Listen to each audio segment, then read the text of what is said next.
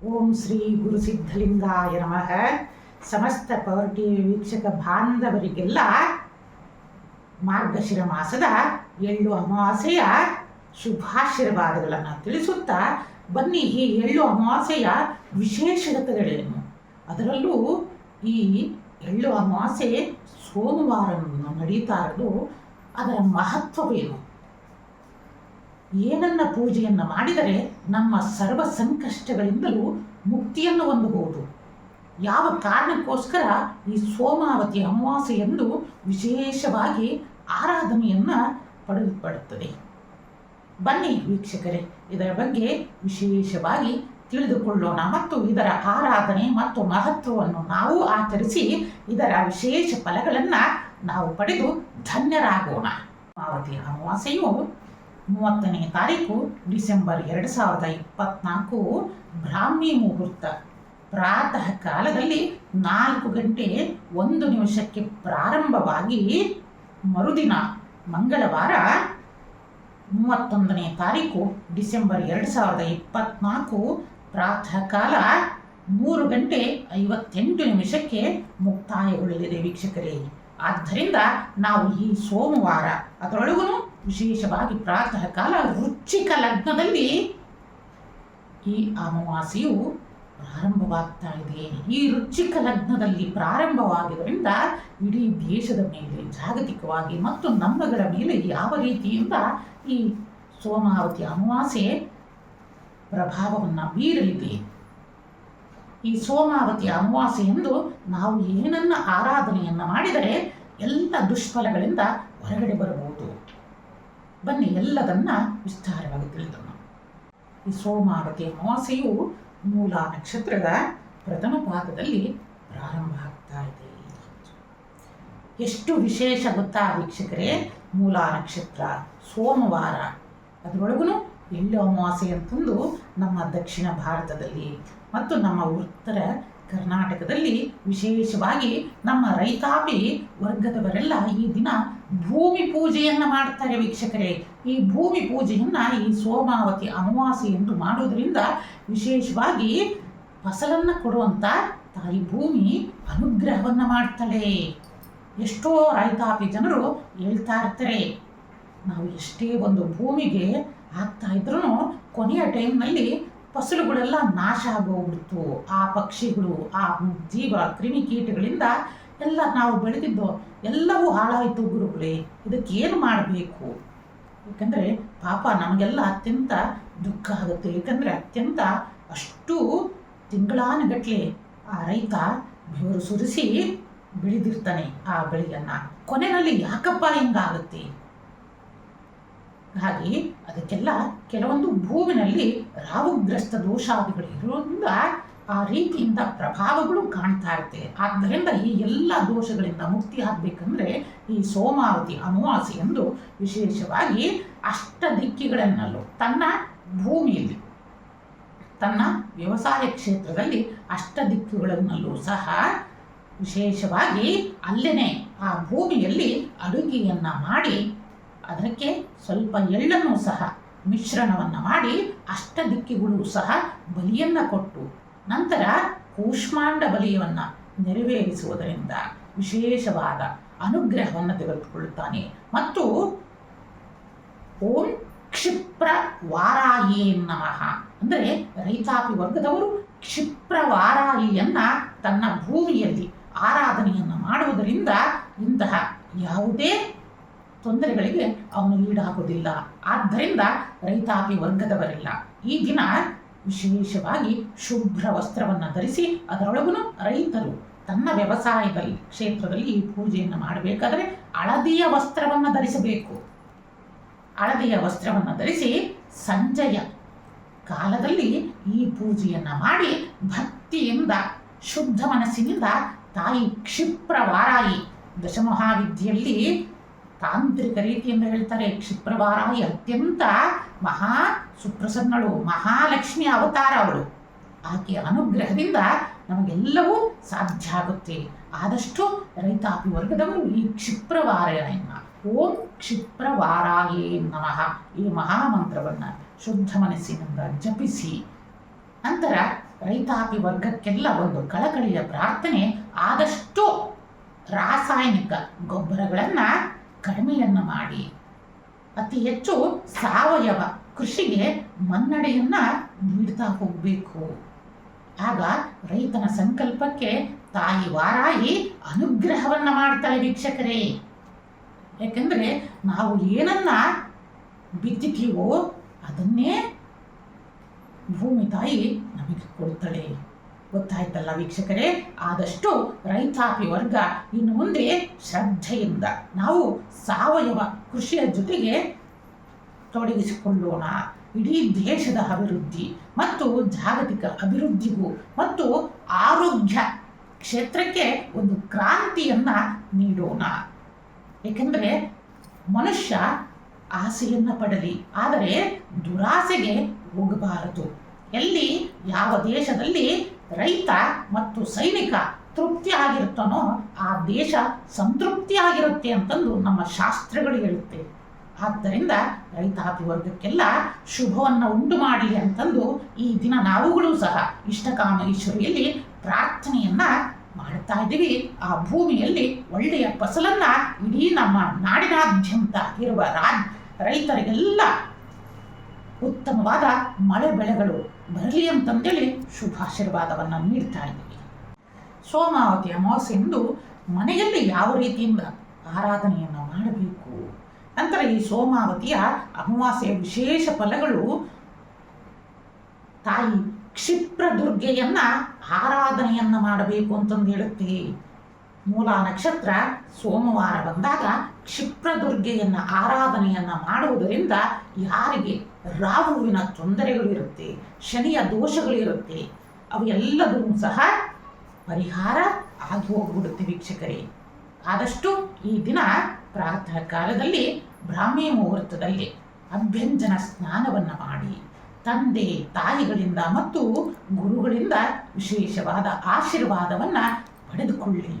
ಈ ದಿನ ವಿಶೇಷವಾಗಿ ಮನೆಯಲ್ಲಿ ಹಳದಿಯ ವಸ್ತ್ರವನ್ನು ಧರಿಸಿ ತಾಯಿ ಕ್ಷಿಪ್ರ ದುರ್ಗೆಯನ್ನು ಆರಾಧನೆಯನ್ನು ಮಾಡುವುದರಿಂದ ಮತ್ತು ಮನೆಯನ್ನು ಪ್ರತಿಯೊಂದು ಮೂಲೆಗಳನ್ನು ಸಹ ಶುಚಿರ್ಭೂತರಾಗಿ ಗೋಮೂತ್ರದಿಂದ ಮತ್ತು ಗೋಮಯದಿಂದ ಶುದ್ಧಿಗೊಳಿಸಿ ಮನೆಯಲ್ಲೆಲ್ಲ ಧೂಪವನ್ನು ಹಾಕುವುದರಿಂದ ಮಹಾಲಕ್ಷ್ಮಿಯ ಆಗಮನ ಉಂಟಾಗುತ್ತೆ. ಆದಷ್ಟು ಈ ದಿನ ಮನೆಯಲ್ಲಿ ಯಾವುದೇ ಕೆಟ್ಟ ಪದಗಳನ್ನು ಬಳಸಬೇಡಿ.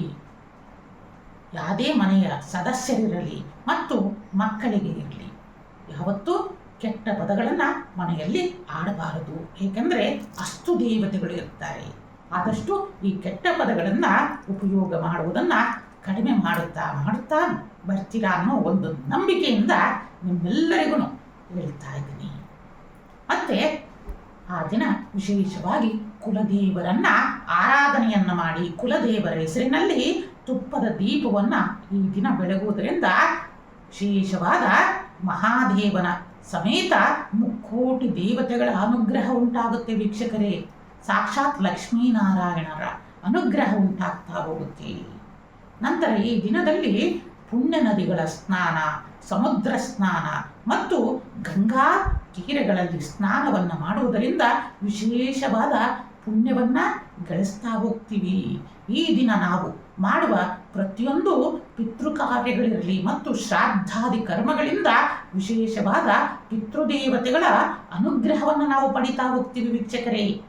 ಮತ್ತು ಈ ದಿನ ನಾವು ಮಾಡುವ ಗೋಪೂಜೆ ಮತ್ತು ಗೋದಾನಗಳಿರಲಿ, ಪ್ರತಿಯೊಂದು ಯಜ್ಞ ಯಾಗಾದಿಗಳು ಅನ್ನದಾನಾದಿಗಳನ್ನು ಮತ್ತು ಗೋ ಸೇವೆಗೆ ಗೋಗ್ರಾಸಗಳನ್ನು ನೀಡುವುದರಿಂದ ಜಾತಕನಲ್ಲಿ ಉಂಟಾಗಿರುವ ಬುಧನ ತೊಂದರೆ ಮತ್ತು ಮೂಲ ನಕ್ಷತ್ರ ಇರುವುದರಿಂದ ಕೇತುವಿನ ದೋಷ, ಯಾರ ಜಾತಕದಲ್ಲಿ ನಾಗದೋಷ ಇರುತ್ತೆ ಮತ್ತು ನಾಗಶಾಪ, ಅವೆಲ್ಲದಕ್ಕೂ ಇದು ಸುಲಭವಾದ ಮುಕ್ತಿಯನ್ನು ನೀಡುತ್ತೆ. ಈ ದಿನ ವಿಶೇಷವಾಗಿ ಗೋದಾನಾದಿಗಳನ್ನು ಮಾಡುವುದರಿಂದ ವೀಕ್ಷಕರೇ, ಸೋಮಾವತಿ ಅಮಾವಾಸ್ಯೆಯಲ್ಲಿ ಸಂಧ್ಯಾಕಾಲದಲ್ಲಿ 5:20 ಸಂಜೆ 8:20 ವಿಶೇಷವಾದ ಶುಭ ಮುಹೂರ್ತದಲ್ಲಿ ತಾಯಿ ಮಹಾಲಕ್ಷ್ಮಿಯ ಸಮೇತ ಕ್ಷಿಪ್ರದುರ್ಗೆಯನ್ನ ಆರಾಧನೆಯನ್ನು ಮಾಡುವುದರಿಂದ ವಿಶೇಷವಾಗಿ ಆರ್ಥಿಕ ತೊಂದರೆ ಮತ್ತು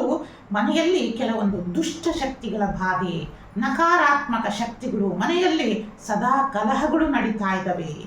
ಎಷ್ಟೇ ಆದ್ರೂ ಅತ್ತೆ ಸೊಸೆಗಳ ಜಗಳ ಕಮ್ಮಿ ಆಗ್ತಾ ಇಲ್ಲ. ಮತ್ತು ಮಕ್ಕಳು ಹಠಮಾರಿತನವನ್ನ ಆ ಮನೆಯಲ್ಲಿ ಮಾಡ್ತಾ ಇರ್ತಾರೆ. ಮಕ್ಕಳಿಗೆ ನೀವು ಎಷ್ಟೇ ಕೊಟ್ಟರು ಮಕ್ಕಳು ತೃಪ್ತಿ ಆಗ್ತಾ ಇರಲ್ಲ. ಹಠ ಅನ್ನೋದು ಬಿಡ್ತಾ ಇಲ್ಲ. ಏಕೆ ಕಾರಣ? ಮನೆಯಲ್ಲಿ ಕೆಲವೊಂದು ದೃಷ್ಟಿದೋಷಾದಿಗಳು ಮತ್ತು ಕೇತುವಿನ ಸಂಬಂಧಿತ ದೋಷಗಳು ಉಂಟಾದಾಗ ಮಕ್ಕಳಿಂದ ನಮಗೆ ಈ ರೀತಿಯಿಂದ ಉಪಟಳ ಉಂಟಾಗುತ್ತೆ. ಇದರಿಂದ ಅತ್ಯಂತ ತಾಯಿ ಇರಲಿ ತಂದೆ ಇರಲಿ ಮಹಾ ಕ್ರುದ್ಧವಾಗಿ ಹೋಗ್ಬಿಡ್ತಾರೆ. ಆದ್ದರಿಂದ ಸಂಜೆ ಕ್ಷಿಪ್ರದುರ್ಗೆಯನ್ನ ಆರಾಧನೆಯನ್ನು ಮಾಡಿ ಅಮ್ಮನಿಗೆ ವಿಶೇಷವಾಗಿ 16 ತುಪ್ಪದ ದೀಪಗಳಿಂದ ಅಲಂಕಾರವನ್ನು ಮಾಡಿ ಮತ್ತು ಆರತಿಯನ್ನ ಮಾಡುವುದರಿಂದ ಕ್ಷಿಪ್ರದುರ್ಗೆಯ ಅನುಗ್ರಹದಿಂದ ಮನೆಯಲ್ಲಿ ಸಕಾರಾತ್ಮಕ ಶಕ್ತಿಗಳು ಪ್ರಭಾವಗೊಳ್ಳುತ್ತೆ. ಮತ್ತು ಪಾಯಸ, ಅಕ್ಕಿಯ ಪಾಯಸವನ್ನು ಮಾಡುವುದು ಮತ್ತು ಚಿತ್ರಾನ್ನ ನೈವೇದ್ಯಗಳನ್ನು ಮಾಡುವುದರಿಂದ ಮನೆಯಲ್ಲಿ ಸದಾ ಮಹಾಲಕ್ಷ್ಮಿಯ ಆವಾಸ ಉಂಟಾಗುತ್ತೆ. ಮತ್ತು ಈ ದಿನ ಸೋಮಾವತಿ ಅಮಾವಾಸ್ಯರಿಂದ ವಿಶೇಷವಾಗಿ ಶಿವನಿಗೆ ರುದ್ರಾಭಿಷೇಕಾದಿಗಳನ್ನು ಮಾಡುವುದರಿಂದ ನಮ್ಮ ಇಷ್ಟಾರ್ಥಗಳು ಶೀಘ್ರವಾಗಿ ನೆರವೇರುತ್ತಾ ಹೋಗುತ್ತೆ. ಸೋಮಾವತಿಯ ಅಮಾವಾಸ್ಯೆಯ ವಿಶೇಷವೇ ಮಹಾಶಿವನ ಆರಾಧನೆಯನ್ನ ಮಾಡುವುದರಿಂದ ಸಮಸ್ತ ರಾಹುದೋಷ ನಿವಾರಣೆ ಆಗೋಗ್ಬಿಡುತ್ತೆ ವೀಕ್ಷಕರೇ. ಆದ್ದರಿಂದ ವಿಶೇಷವಾಗಿ ರುದ್ರಾಭಿಷೇಕ ಮತ್ತು ಶಿವನ ಆರಾಧನೆ, ಶಿವನ ದೇವಸ್ಥಾನಕ್ಕೆ ಹೋಗಿ ಬಿಲ್ವಾದಿಗಳನ್ನು ದಾನವನ್ನು ಮಾಡುವುದು, ಆದಷ್ಟು ಬಡಬಗ್ಗರಿಗೆ ಮತ್ತು ವೃದ್ಧರಿಗೆ ಸಹಾಯಾದಿಗಳನ್ನು ಈ ದಿನ ನಾವು ಮಾಡುವುದರಿಂದ ವಿಶೇಷವಾದ ಫಲವನ್ನು ತೆಗೆದುಕೊಳ್ತೀವಿ. ಇದು ಯಾವುದೂ ನನ್ನ ಕೈನಲ್ಲಿ ಸಾಧ್ಯ ಆಗ್ತಾ ಇಲ್ಲ ಗುರುಗಳೇ, ನಾನು ಏನನ್ನ ಮಾಡಬೇಕು ಅಂತಂದರೆ, ನೀನು ಸುಲಭವಾಗಿ ಈ ಸೋಮಾವತಿಯ ಅಮಾವಾಸ್ಯೆಯ ವಿಶೇಷ ಫಲವನ್ನು ತೆಗೆದುಕೊಳ್ಳಬೇಕು ಅಂತಂದರೆ ನಿನ್ನ ಕೈನಲ್ಲಿ ಕಿಂಚಿತ್ತಾದರೂ ಜಲವನ್ನ ಬಿಲ್ವ ವೃಕ್ಷಕ್ಕೆ ಸಮರ್ಪಣೆಯನ್ನ ಮಾಡು. ಇಷ್ಟೆಲ್ಲ ಕಾರ್ಯಗಳನ್ನು ನನ್ನ ಕೈಯಿಂದ ಮಾಡಲಿಕ್ಕೆ ಆಗ್ತಾ ಇಲ್ಲ ಅಂದ್ರೂ ಬಿಲ್ವ ವೃಕ್ಷಕ್ಕೆ ಜಲವನ್ನು ನೀಡುವುದರಿಂದ ವಿಶೇಷವಾಗಿ ನಮಗೆ ಪಂಚಭೂತಗಳ ಅನುಗ್ರಹ ನಮಗೆ ಉಂಟಾಗುತ್ತೆ. ಪಂಚಭೂತಗಳ ಅನುಗ್ರಹ ಯಾರಿಂದ ಉಂಟಾಗುತ್ತೆ ಅಂದರೆ ಸಾಕ್ಷಾತ್ ಆದಿಯೋಗಿ ಮಹಾದೇವನ ಅನುಗ್ರಹ ನಮ್ಮ ಮೇಲೆ ಪ್ರಸನ್ನವಾಗುತ್ತೆ. ಆ ಬಿಲ್ವ ವೃಕ್ಷದ ಸಮೀಪದಲ್ಲಿ ಕುಳಿತುಕೊಂಡು ಚಿನ್ಮುದ್ರೆಯನ್ನ, ಆಧ್ಯಾತ್ಮಿಕ ಸಾಧನೆಯನ್ನ ಯಾರು ಮಾಡ್ತೀರಾ ಅಂತೀರೋ ಅವರು ಚಿನ್ಮುದ್ರೆಯನ್ನ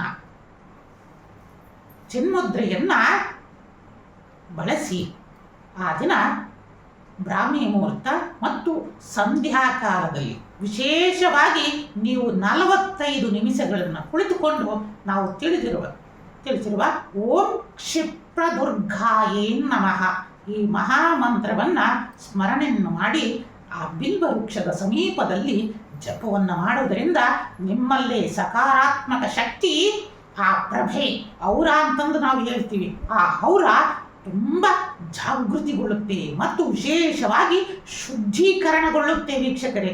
ಆ ಪ್ರಭೆ ಔರ ಅಂತ ಅದು ಶುದ್ಧೀಕರಣಗೊಳ್ಳುತ್ತಾ ಹೋಗುತ್ತೆ. ಆದಷ್ಟು ನಾವು ಈ ಆಧ್ಯಾತ್ಮಿಕ ಚಿಂತನೆಯಲ್ಲಿ ಯಾರ್ಯಾರು ಇರ್ತೀರೋ ಅವರೆಲ್ಲರೂ ಸಹ ಈ ಸುಲಭ ಪರಿಹಾರಗಳನ್ನು ಮಾಡುವುದರಿಂದ ವಿಶೇಷ ಫಲಗಳನ್ನು ಪಡಿತಾ ಹೋಗ್ತೀರಾ.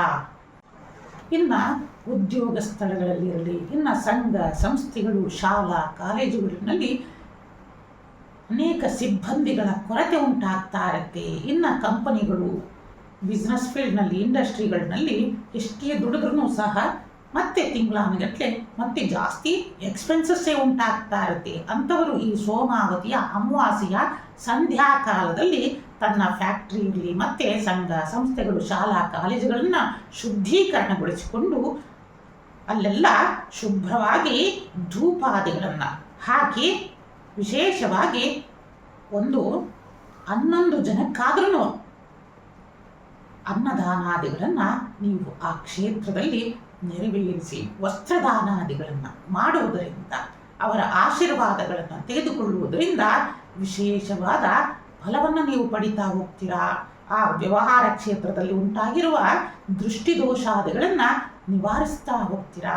ಈ ಸುಲಭ ಪರಿಹಾರವನ್ನು ಪ್ರತಿಯೊಬ್ಬರೂ ಮಾಡಿ ನೋಡಿ, ನಿಮ್ಮೆಲ್ಲರಿಗೂ ಶುಭವೇ ಉಂಟಾಗುತ್ತೆ ಅಂತಂದು ತಿಳಿಸ್ತಾ ಇದ್ದೀವಿ. ಸುಪ್ರಸಿದ್ಧ ನಟರು ಆದ ನಮ್ಮ ಕರ್ನಾಟಕದ ಹೆಮ್ಮೆಯ ಶ್ರೀನಾಥ್ ಅವರು ತಮ್ಮ ಆರೋಗ್ಯದಲ್ಲಿ ವಿಶೇಷವಾದ ಕಾಳಜಿಯನ್ನು ಈ 2025ರಲ್ಲಿ ವಹಿಸತಕ್ಕದ್ದು. ಕಾಲಜ್ಞಾನದ ಪ್ರಕಾರ ಅವರ ಗ್ರಹಗತಿಗಳಲ್ಲಿ ಕೆಲವೊಂದು ಹೃದಯ ಸಂಬಂಧಿತ ರೋಗಗಳು ಮತ್ತು ಹೊಟ್ಟೆಗೆ ಸಂಬಂಧಿತ ರೋಗಗಳು ಸಹ ಕಾಣ್ತಾ ಇರೋದ್ರಿಂದ ಅವರು ವಿಶೇಷವಾದ ಕಾಳಜಿಯನ್ನು ವಹಿಸುವುದು ಮತ್ತು ಧ್ಯಾನ ಯೋಗಾದಿಗಳಲ್ಲಿ ಅತ್ಯಂತ ಹೆಚ್ಚಿನ ಸಮಯವನ್ನು ಅವರು ಕಳೆಯೋದ್ರಿಂದ ಶಕ್ತಿಯನ್ನು ಪಡಿತಾ ಹೋಗ್ತಾರೆ. ಅವರ ಸೇವೆ ನಮ್ಮೆಲ್ಲರಿಗೂ ಬೇಕಾಗಿರೋದ್ರಿಂದ ನಾವುಗಳೆಲ್ಲರೂ ಸಹ ಅವರ ಆರೋಗ್ಯಕ್ಕೋಸ್ಕರ ಪ್ರಾರ್ಥನೆಯನ್ನು ಮಾಡೋಣ. ಅವರಿಗೆ ವಿಶೇಷವಾದ ದೀರ್ಘಾಯುಷ್ಯ ಪ್ರಾಪ್ತಿಯಾಗಲಿ ಅಂತಂದು ಶ್ರೀಮಠದಿಂದಲೂ ಸಹ ಆಶೀರ್ವಾದವನ್ನು ಮಾಡ್ತಾ ಇದ್ದೀವಿ. ಈ 2025ರಲ್ಲಿ ಅದರಲ್ಲೂ ಆಗಸ್ಟ್ 18ರವರೆಗೂ ಸಹ 2025 ಆಗಸ್ಟ್ 18ರವರೆಗೂ ಎ ಇಂದ ಪ್ರಾರಂಭವಾಗುವ ಪ್ರತಿಯೊಬ್ಬ ವ್ಯಕ್ತಿಗಳು ಸಹ ತಮ್ಮ ವ್ಯವಹಾರದಲ್ಲಿ ಮತ್ತು ಆರೋಗ್ಯ ಕ್ಷೇತ್ರದಲ್ಲಿ ಮತ್ತು ಕೌಟುಂಬಿಕ ಕ್ಷೇತ್ರದಲ್ಲಿ ವಿಶೇಷವಾದ ಜಾಗರೂಕತೆಯನ್ನು ವಹಿಸುವುದು ಸೂಕ್ತ. ಅತ್ಯಂತ ಯಾರೇ ಇರಲಿ, ಪ್ರಸಿದ್ಧ ವ್ಯಕ್ತಿಗಳಿರಲಿ ಮತ್ತು ಕಲಾ ರಂಗದಲ್ಲಿರಲಿ, ಕಲಾವಿದರಿರಲಿ, ಪ್ರತಿಯೊಬ್ಬರೂ ಸಹ ಮತ್ತು ವಿಶೇಷವಾದ ರಾಜಕೀಯ ವ್ಯಕ್ತಿಗಳಿರಲಿ, ಎಲ್ಲರೂ ಸಹ ರಾಜಕೀಯ ವ್ಯಕ್ತಿಗಳಿರಲಿ ಮತ್ತು ಅತಿ ಹೆಚ್ಚಾಗಿ ಸಾಮಾನ್ಯ ವ್ಯಕ್ತಿಗಳೇ ಇರಲಿ, ಪ್ರತಿಯೊಬ್ಬರೂ ಸಹ ಎ ಇಂದ ಪ್ರಾರಂಭವಾಗುವವರು ಪ್ರತಿಯೊಂದು ಕ್ಷೇತ್ರದಲ್ಲಿ ಮತ್ತು ತಾವು ಸಂಚಾರ ಮಾಡುವಾಗ ಇರಲಿ, ಪ್ರತಿಯೊಂದು ಇದರೊಳಗೂ ಜಾಗರೂಕತೆಯಿಂದ ನೀವು ಇದ್ದಾಗ ಬರುವ ಅಪಾಯಗಳಿಂದ ಪಾರಾಗ್ತೀರಾ ವೀಕ್ಷಕರೇ. ಆದಷ್ಟು ಪ್ರತಿಯೊಬ್ಬರೂ ಇದನ್ನು ಗಮನದಲ್ಲಿಟ್ಟು ಎಚ್ಚರಿಕೆಯಿಂದ ನೀವು ನಡೆದರೆ ಖಂಡಿತ ಬರುವ ಅಪಾಯಗಳಿಂದ ಪಾರಾಗಲಿ ಅಂತಂದೇಳಿ ಶ್ರೀಮಠದಿಂದಲೇ ಆಶೀರ್ವಾದವನ್ನು ಮಾಡ್ತಾ ಇದ್ದೀನಿ. ನಿಮ್ಮೆಲ್ಲರಿಗೂ ಸಹ ಶುಭವೇ ಉಂಟಾಗಲಿ. ಸೋಮಾವತಿಯ ಅಮಾವಾಸ್ಯೆಯಂದು ನಾವುಗಳೆಲ್ಲರೂ ಆ ಪರಮಾತ್ಮನಲ್ಲಿ ಏನಪ್ಪ ಅಂತಂದು ಪ್ರಾರ್ಥನೆಯನ್ನು ಮಾಡೋಣ ವೀಕ್ಷಕರೇ. ಎಲ್ಲರೂ ಒಟ್ಟಾಗಿ ನಾವು ಏನನ್ನು ಕೇಳೋಣ. ಪ್ರತಿಯೊಬ್ಬರೂ ಸಹ ಈ ದಿನ ನಿಮ್ಮಗಳಿಗೋಸ್ಕರ ಒಂದು ಪ್ರಾರ್ಥನೆಯನ್ನು ನಾವುಗಳು ರಚಿಸಿದ್ದೇವೆ. ಈ ದಿನ ಏನಪ್ಪ ಅಂತಂದರೆ, ಹೇ ಪರಮಾತ್ಮನೇ, ನಮ್ಮಗಳ ಚಂಚಲವಾದ ಬಹಿರ್ಮುಖವಾದ ಮನಸ್ಸನ್ನು ಸದಾ ಶಾಂತವಾಗಿರುವಂತೆ ಮಾಡು, ಸದಾ ತೃಪ್ತಿಯಾಗಿರುವಂತೆ ಮಾಡು, ಮಂಗಳಮಯವಾಗಿರುವಂತೆ ಮಾಡು, ಅಂತರ್ಮುಖಿಯಾಗಿ ಸದಾ ಆತ್ಮನಲ್ಲಿಯೇ ಸ್ಥಿರವಾಗಿರುವಂತೆ ಮಾಡು ಎಂದು ಆ ಭಗವಂತನನ್ನ ಭಕ್ತಿಯಿಂದ ಈ ದಿನ ಪ್ರಾರ್ಥನೆಯನ್ನು ಮಾಡೋಣ. ಈ ಸೋಮಾವತಿ ಅಮಾವಾಸ್ಯೆಯಂದು ವಿಶೇಷವಾಗಿ ಶ್ರೀಪೀಠದಲ್ಲಿ ರುದ್ರಭೂಮಾದಿಗಳು ಮತ್ತು ತಾಯಿ ತ್ರಿಪುರ ಭೈರವಿಯ ಮಹಾಯಾಗವನ್ನು ಸಮಸ್ತ ಭಕ್ತಾದಿಗಳ ಅಭಿವೃದ್ಧಿಗೋಸ್ಕರ, ಸಮಸ್ತ ನಾಡಿನ ಅಭಿವೃದ್ಧಿಗೋಸ್ಕರ ವಿಶೇಷವಾದ ಪ್ರಾರ್ಥನೆಯನ್ನು ಸಹ ನಾವುಗಳು ಹಮ್ಮಿಕೊಂಡಿದ್ದೇವೆ. ಸಮಸ್ತ ನಮ್ಮ ಪವರ್ ಟಿವಿಯ ಸಮೇತ ಸಮಸ್ತ ನಾಡಿನೆಲ್ಲೆಡೆಗೆ ತಾಯಿ ತ್ರಿಪುರ ಭೈರವಿ ಸಮೇತ ಇಷ್ಟಕಾಮೇಶ್ವರಿ ಪರಮದಯಾಳುವಾದ ಶ್ರೀ ಸಿದ್ಧಲಿಂಗೇಶ್ವರರು ನಿಮ್ಮೆಲ್ಲರಿಗೂ ಅಷ್ಟೈಶ್ವರ್ಯಗಳನ್ನು ನೀಡಿ ಪರಮ ಸುಖ ಶಾಂತ್ಯಾದಿಗಳನ್ನು ಅನುಗ್ರಹಿಸಲಿ ಅಂತಂದು ಶುಭಾಶೀರ್ವಾದವನ್ನು ನೀಡುತ್ತಾ ಓಂ ನಮಃ ಶಿವಾಯ.